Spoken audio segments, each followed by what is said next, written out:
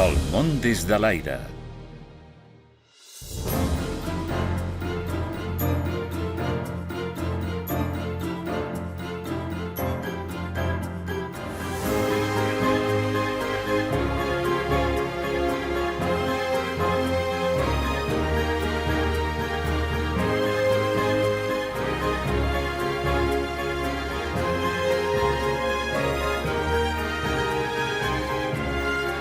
Del bosc d'Epping a Bleakling Hall.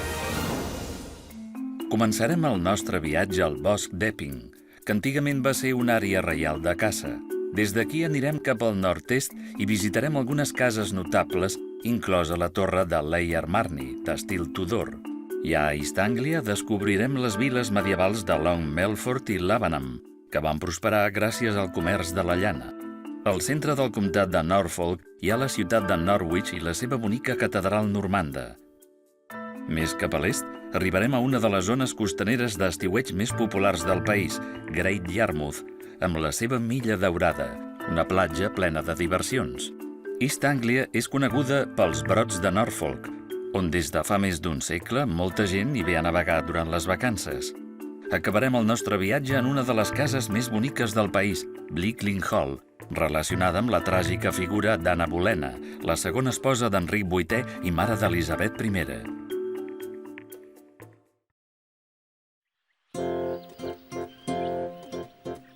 El bosc d'Epping està situat al nord-est de Londres. És una antiga zona arbrada que fa temps havia estat un bosc reial. Al bosc reial només hi podia caçar el monarca, però la gent de la zona tenia dret a portar-hi els ramats a pasturar, collir-ne els fruits o fer-hi llenya. La caça furtiva estava durament castigada, sovint amb la mort o la mutilació. Amb els segles, la superfície del bosc es va anar reduint gradualment, ja que els latifundistes hi feien tales i posaven tanques. L'any 1878, el Parlament va aprovar una llei que estipulava que al bosc no s'hi podien posar tanques ni s'hi podia construir. 4 anys més tard, la reina Victòria va renunciar als seus drets sobre el bosc i el va donar als seus súbdits. Va dir: «És per mi una enorme satisfacció cedir aquest preciós bosc perquè el meu poble l'utilitzi i en gaudeixi per sempre». Així és com Epping va passar a ser conegut també com el bosc del poble. És probable que a l'època dels Tudor, Enric VIII i Elisabet I casessin en aquest bosc, tot i que no en queda cap prova escrita que ho demostri. El 1543, Enric va encarregar la construcció d'un edifici des d'on supervisar les caceres, conegut com The Great Standing, la magnífica posició. L'edifici va ser reconstruït l'any 1589 per Elisabet I i va quedar tal com el veiem ara. Actualment és conegut com el pavelló de caça de la reina Elisabet i està obert al públic. Sir William ha pagat totes les despeses i càrrecs que se'n deriven i ha construït una casa nova, molt bonica, gran i senyorial, feta de maó i fortificada. Això és el que va escriure l'any 1566 Thomas Lark, agrimensor de Sir William Petrie, sobre Ingatestone Hall, la nova casa que Sir William havia fet construir a la seva finca d'Essex. Com a mostra de deferència, la reina Elisabet hi va passar unes quantes nits durant el seu viatge reial l'any 1561. La casa està situada al camp a 1,5 quilòmetres del poble d'Ingatestone. Manté bona part de la seva forma i aparença originals, d'estil Tudor, amb finestres coronelles, xemeneies altes i testes esglaonades. La casa pairal està envoltada de 4 hectàrees de jardins tancats. Des que va ser construïda, Ingatestone Hall ha passat per les mans de 15 generacions de la família Petrie, que durant els mesos d'estiu l'obre al públic.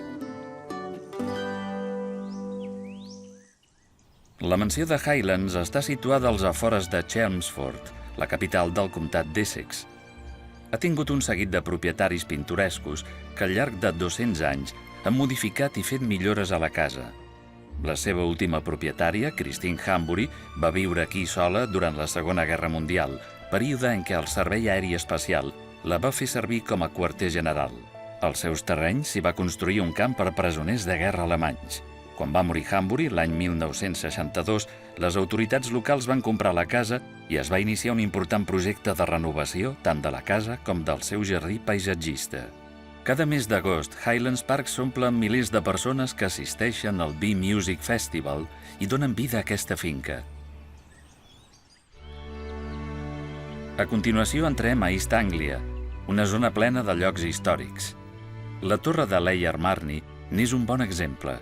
És una de les portes fortificades d'estil Tudor més boniques i més altes que existeixen. Per desgràcia, la resta de la casa no es va arribar a construir. Lord Marney va emprendre la construcció de la seva casa nova pels volts del 1520 i va començar per la torre, però quan tot just acabaven d'iniciar les obres, es va morir. El seu fill en va agafar el relleu, però al cap d'un any també es va morir. Sense cap hereu mascle, les obres de la casa van quedar aturades quan només se n'havia construït la torre central i dues ales. La porta fortificada és un exemple notable i molt ben fet de principis del Renaixement. Diuen que el disseny de l'edifici va ser obra de l'arquitecte italià d'Enric VIII, Girolamo de Treviso. Té una alçada de 24 metres i està construïda amb maons vermells i decoracions de terracota. Al segle XX va ser objecte d'un procés de restauració per restituir a Layer Marney la seva antiga glòria.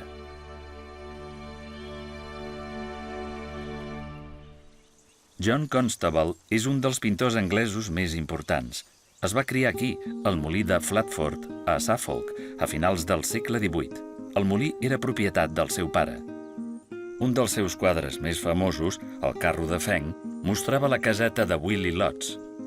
L'any 1926, tant aquesta caseta com el molí estaven en un estat pràcticament ruïnós, fins que un filantrop de la regió els va comprar i hi va fer algunes reformes bàsiques. Després de la seva mort, l'any 1943, va deixar totes dues propietats al National Trust, que en va continuar les obres de restauració. Ara el molí està llogat al Field Studies Council, una organització benèfica que es dedica a fomentar entre persones de totes les edats la comprensió i l'interès pel món natural, seguint l'exemple de John Constable. Molts dels millors quadres de Constable van ser pintats en aquest tram del riu, conegut actualment com la Terra de Constable. Aquest és el castell de Hedingham, construït pels volts del 1140 al mateix lloc on al segle XI n'hi havia hagut un de fusta. Té una torre de l'homenatge de 5 pisos i més de 36 metres d'altura. Va ser dissenyada com a defensa i també per dominar la zona, com a recordatori del poder absolut d'Aubrey de Vere, comte d'Oxford. Dos dels torricons originals de les cantonades ja no hi són, probablement com a resultat d'un intent de derruir la torre per aprofitar-ne els materials, més que no pas a causa de cap acció militar. El castell estava envoltat d'una muralla de pedra, però ja no en queda cap resta. Probablement es devia enderrocar a principis del segle XVII, quan el castell va quedar en ruïnes. L'any 1713, Sir William Ashurst, lord alcalde de Londres, va comprar el castell, va enjardinar els terrenys i molt a prop hi va construir una bonica casa de camp on ara hi viuen els descendents d'Aubrey de Vere, l'home que va fer construir el castell fa més de 850 anys. Durant les èpoques medieval i Tudor, la llana es va convertir en un important negoci que va portar molta riquesa a algunes zones del país, inclosa East Anglia. Això ho podem veure en moltes cases de comerciants i inversors, com ara Melford Hall. La casa va ser dissenyada amb un sentit de simetria. Una meitat de la casa és el reflex de l'altra, com un mirall. Aquest estil mostra l'anhel de la família Tudor per portar l'ordre i l'harmonia tant a les seves vides com al disseny de la seva llar. Està construïda amb maons, un material de construcció que els Tudor van posar de moda. Tot i que la casa no està fortificada, presenta unes petites torres i torricons que sembla que vulguin recordar l'antiga època dels castells. Aquest estil de casa es va fer molt popular, fins al punt que a la mateixa població trobem una altra casa del mateix estil, Kenwell Hall. Un fossat decoratiu envolta la casa que té el mateix estil de torres i torricons que Melford Hall. Els diners obtinguts amb la llana també van permetre construir el que es coneix com a esglésies de la llana. La de Long Melford està considerada la millor de tot East Anglia. La seva grandària impressionant devia excedir de bon tros les necessitats d'aquesta petita població.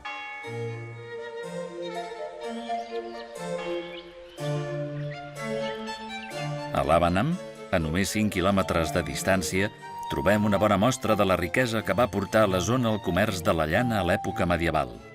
Aquesta és una de les esglésies parroquials més grans d'Anglaterra.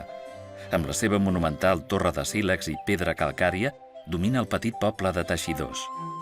Va ser finançada en gran part amb les donacions fetes per 2 famílies de la zona al llarg del segle XV. A l'època medieval, Lavenham va ser una de les 20 poblacions més riques d'Anglaterra gràcies a la llana i als negocis que es feien aquí, la Casa de la Llana de Lavenham. A finals del segle XV, la vila pagava molts més diners en impostos que altres poblacions considerablement més grans, com ara York o Lincoln. Però aquesta prosperitat va durar poc.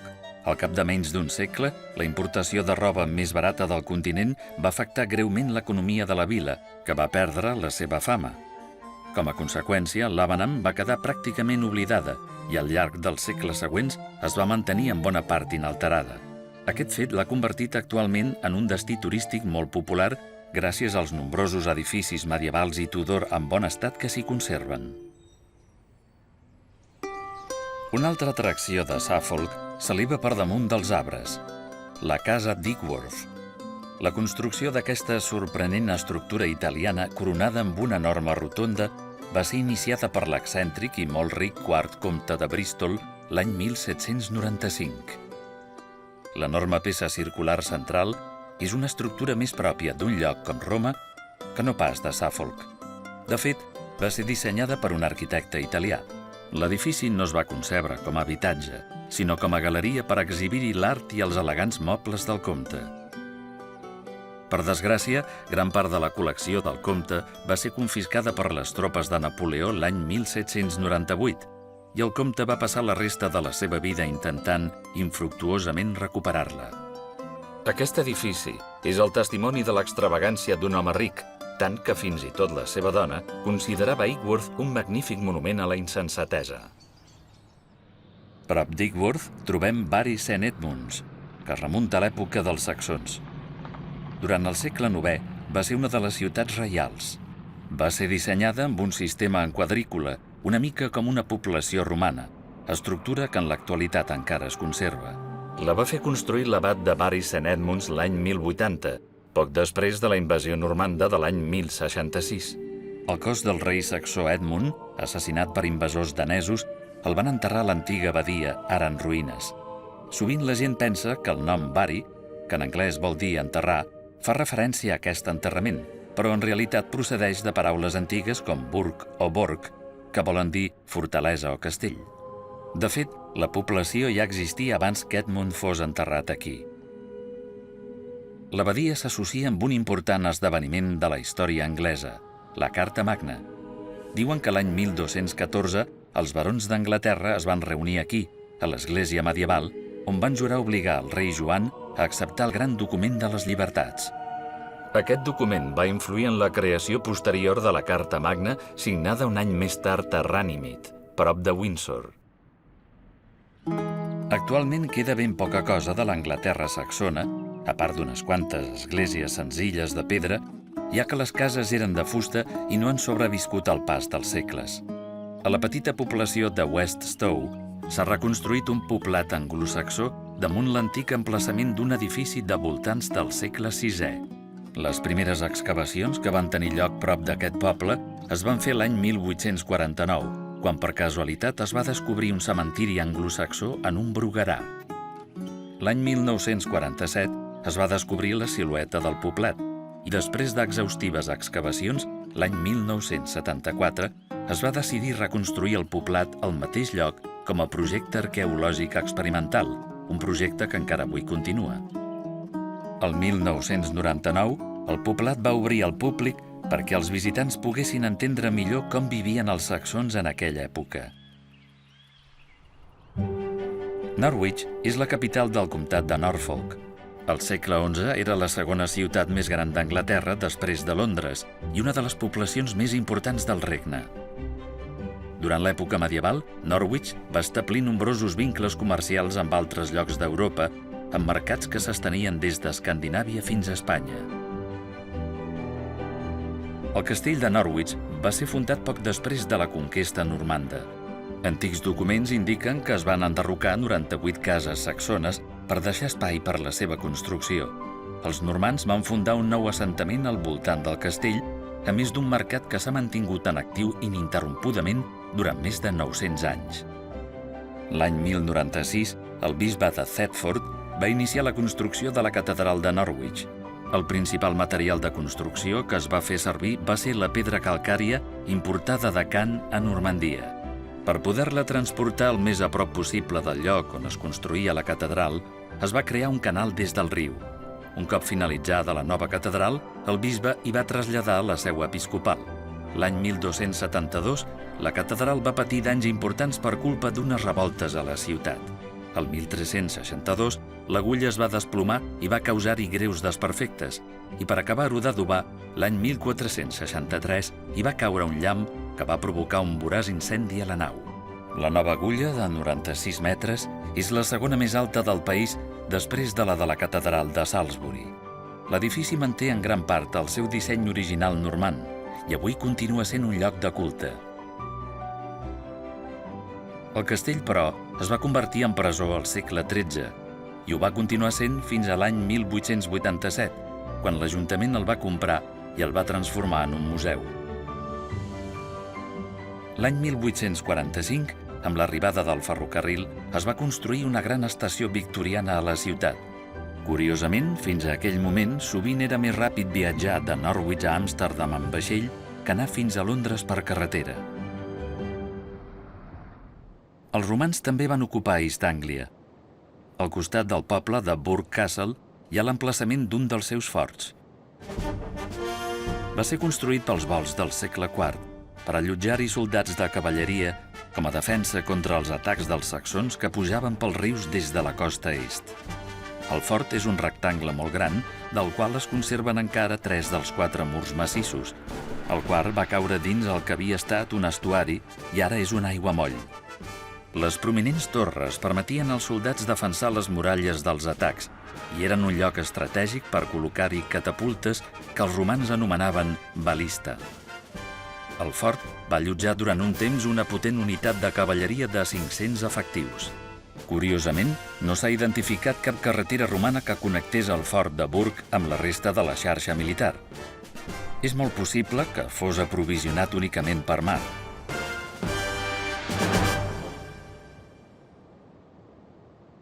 Aquest és el riu Yare. Coneix Norwich amb la costa.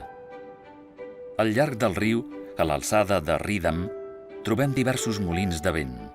Aquest és el molí Bernie Arms, construït l'any 1865 per moldre escòria de ciment. La matèria primera arribava fins aquí en barca. Quan va deixar de moldre ciment, el van transformar en un molí de desguàs per assecar els aiguamolls dels voltants. Actualment l'han restaurat i està obert al públic. A poca distància hi ha el molí de Polkey, construït a finals del segle XIX per assecar el terreny a partir d'un molí més antic, construït a finals del segle XVIII. L'any 2002 el van restaurar i ara el gestiona la Fundació Benèfica Norfolk Windmills, Molins de Norfolk. A continuació seguim el riu Yare, que desemboca al mar del nord a l'altura de Great Yarmouth. Durant segles va ser un important port pesquer, que depenia sobretot de la indústria de l'areng. Durant la segona meitat del segle XX, aquesta indústria va patir un fort declivi i ara pràcticament ha desaparegut. De tota manera, la ciutat ha estat un destí de vacances des del 1760 i durant els darrers 2 segles ha anat creixent tant en superfície com en popularitat. El passeig marítim de la ciutat, conegut com la Milla d'Or, atrau cada any milions de visitants gràcies a les seves platges de sorra i a una infinitat d'atraccions tant d'interior com a l'aire lliure que inclouen nombroses sales de jocs i 2 molls. Charles Dickens va situar a Yarmouth una part important de la seva novel·la David Copperfield. Durant el procés d'escriptura d'aquesta novel·la, Dickens es va estar uns dies a l'Hotel Royal al passeig marítim. Diuen que una vegada va descriure la ciutat com el millor lloc de l'univers. Des de la costa es pot veure el parc eòlic de Scrobby Sands, una de les primeres instal·lacions marítimes d'aquesta mena a la Gran Bretanya. Va ser inaugurada al març del 2004 i té una capacitat de 60 megawatts, suficients per proporcionar energia a 41.000 habitatges.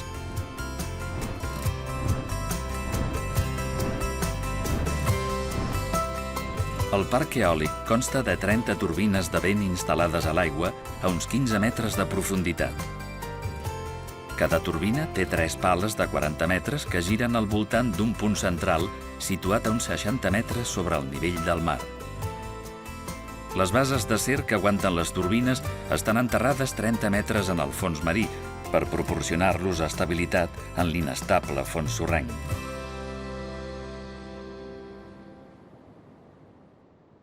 El vent també és útil pels centenars de barques que es poden veure a la zona dels brots i els rius coneixen aquestes extensions obertes d'aigua. El popular costum de navegar en barca als brots durant les vacances té més d'un segle de vida. Un dels elements més famosos del riu són les barcasses, conegudes com wherries. Aquesta és l'Albion, construïda l'any 1898 com a embarcació comercial. L'any 1949 va ser recuperada i restaurada, i avui dia és una de les poques barcasses comercials en actiu que van ser construïdes especialment per navegar pels brots. Durant els mesos d'estiu de l'època eduardiana, a principis del segle XX, els capitans netejaven les cobertes de les barcasses i portaven els estiuejants a passejar per guanyar uns quants diners extras, un costum que encara es manté. Un dels llocs d'estiueig més populars del Parc Nacional de Broadland és Horning. Costa de creure que aquest poble remunti a l'any 1020, quan el rei Canut el va donar a l'abadia de la zona. Horning està situat al marge del riu Bure. És un bon lloc per llogar un creuer de plaer o una caseta al costat de l'aigua. Molta gent considera que és la població més bonica dels brots. La veritat és que el disseny d'algunes de les cases que hi ha a la vora de l'aigua és ben especial. Actualment, aquestes cases es venen per un munt de diners i moltes tenen un preu molt superior al milió d'euros.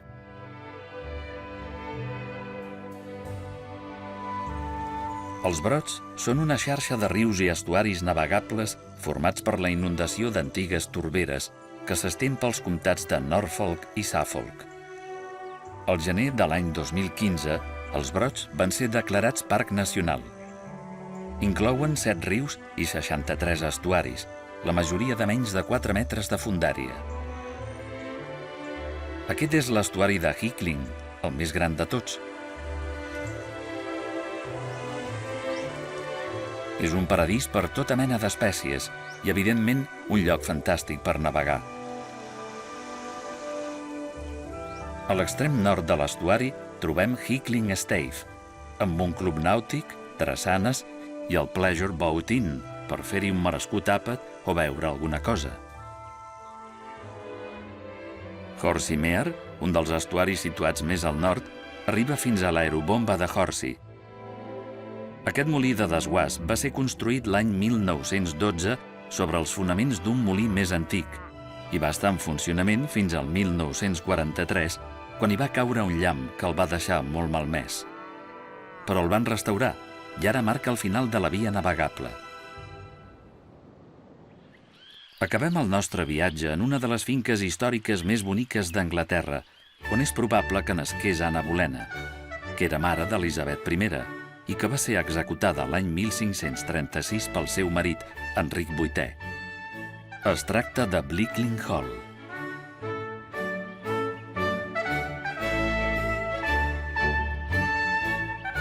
L'edifici actual, construït el 1616, va substituir en gran part la casa d'Anna Bolena. És d'estil jacobí, terme que fa referència al nom del rei Jaume I d'Anglaterra, que regnava en aquella època. Antigament estava envoltada d'uns magnífics jardins formals que més endavant es van reduir per poder-hi crear un jardí paisatgista. Molts visitants venen atrets sobretot per la relació de la casa amb Anna Bolena i la seva tràgica història. I també per la llegenda del seu fantasma. Diu la llegenda que cada any, el dia de l'aniversari de l'execució d'Anna Bolena, un fantasma sense cap arriba a Blickling amb un carruatge conduït per un cotxer també sense cap. Però la reina no ha perdut pas el cap al més enllà diuen que durant les seves aparicions el porta sota el braç. Vet aquí un lloc ben fantasmagòric per acabar el nostre viatge.